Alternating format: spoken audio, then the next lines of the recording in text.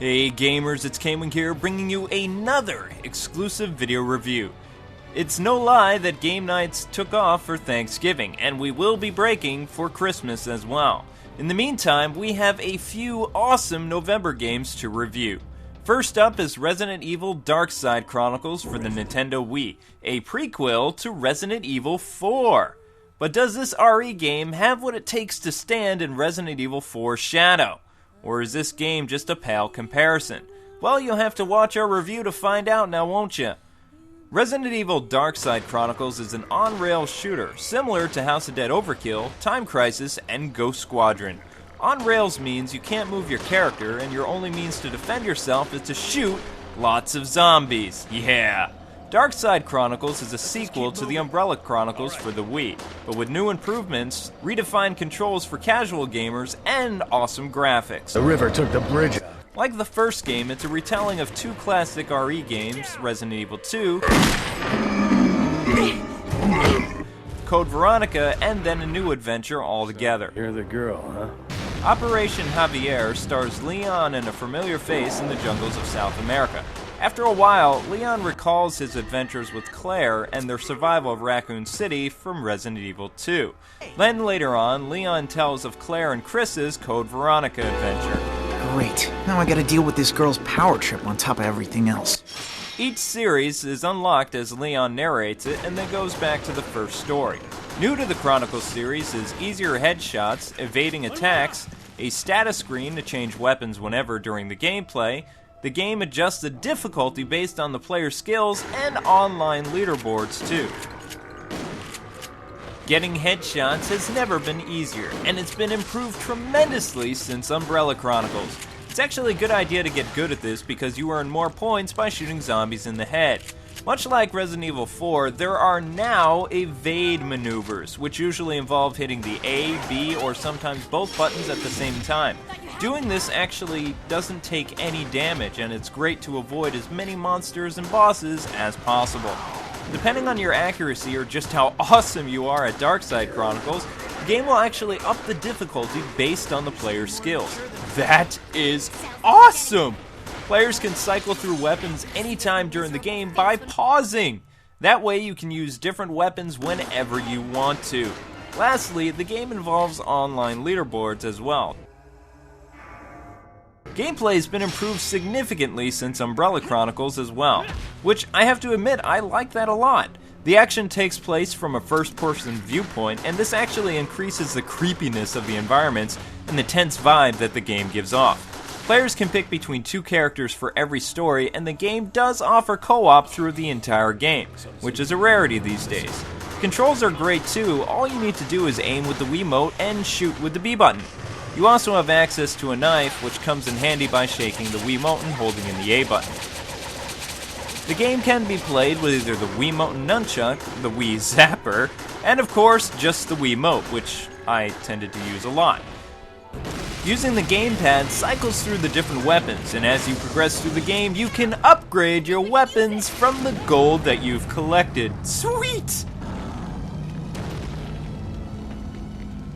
Still, this game isn't without its minor drawbacks. Even though Capcom was going for a more realistic approach, the biggest complaints my competitors have been saying is the shaky camera. Actually, I don't see anything wrong with the shaky camera because it puts you at the edge of your seat and you feel the experience of what's happening through their eyes. However, I do agree that it's hard to aim when your characters are running for their lives, but then again you have to put yourselves in their shoes. Would you be able to shoot zombies running for your life? I don't think so. I don't think the developers intended for people to be able to kill every enemy in the game. That's just ludicrous. Although there is one aspect of the game that I didn't like the most, and that was sharing ammo. Now my cousin and I learned this the hard way when facing Mr. Trenchcoat and some of the other bosses. Eventually we developed a system of who got to carry what weapon, and that actually ended up working very well, but sharing ammo, you just don't get a trigger-happy friend playing with you and you'll be fine. Even so, going for a more realistic experience is a double-edged sword, it appears, Capcom. You guys just can't seem to please everybody, can you? The dialogue is what you would come to expect from the series. Cheesy, corny, and is all get out hilarious. Then the story seems a bit rushed for my taste. But other than that, this game is still epic.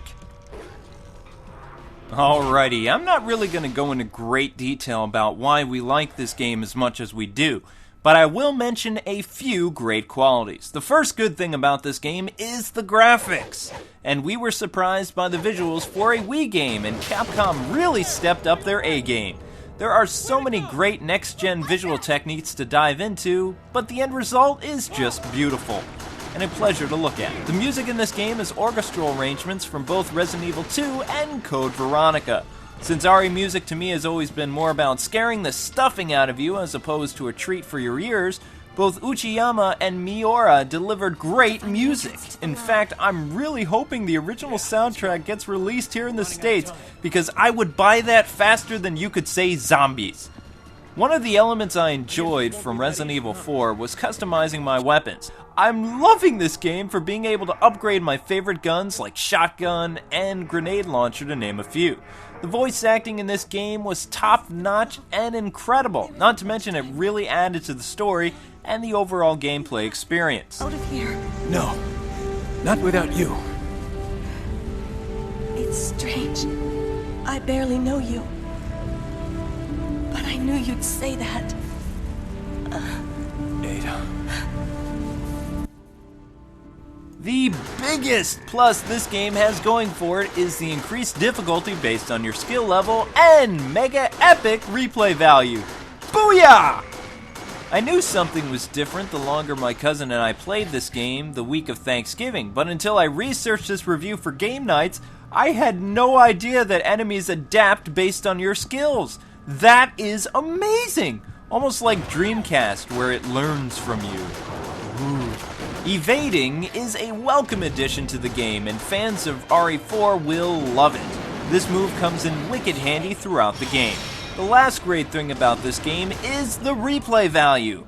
Each stage lasts from anywhere to 20 to 40 minutes, but chances are you played through it with weak guns and poor accuracy. No worries though, you can replay any stage either solo or co-op. Plus, with online leaderboards, gamers have a lot to strive for to conquer this game, because there's always going to be something different that you can do the second time through the game. Heck, you can even choose your alternate routes too! Wow! As you can see, this game just has way so much bang for your buck. The game offers new evade skills, better gameplay, impressive graphics, lots of weapons to upgrade, 3 stories, and tons of replay value. So Game Night's Entertainment gives Resident Evil Darkside Chronicles for the Nintendo Wii a 9.4 out of 10 and a recommendation for you to buy this game. Well, that's going to wrap up another Game Nights video review. Keep it locked here for trailers, developer interviews, gameplay vids, and our radio show every Wednesday. This is K-Wing as always saying God bless and happy gaming. Thanks so much for watching, and until the next time, gamers, see ya!